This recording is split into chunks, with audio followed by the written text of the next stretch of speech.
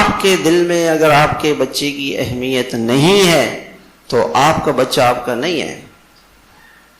آپ کی first priority کیا ہوگی؟ آپ کا پہلا آپشن یہ ہوگا کہ آپ اپنے بچے کو ہر چیز پر ترجیح دیں.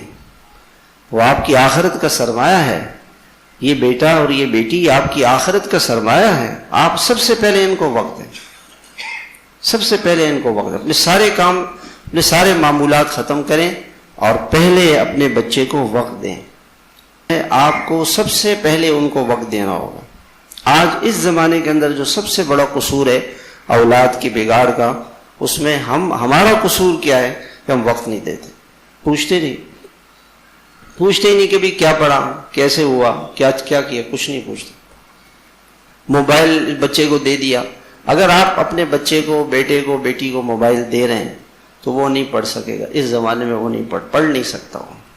تو ایسی گندی چیز ہے. تو دجال، اللہ کے نبی صلی اللہ علیہ وسلم نے فرمایا کہ وَمَا مِن نَبِيٍّ إِلَّا وَأَنذَرَ قَوْمَهُ الدَّجَّالِ.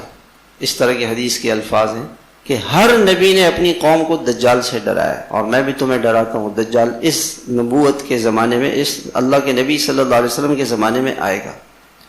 اور یہ جو ہے یہ موبائل دجال اصغر ہے.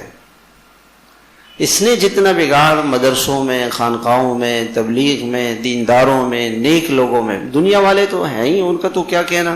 دینداروں کو اس نے جتنا خراب کیا ہے کسی اور چیز نے خراب نہیں کیا.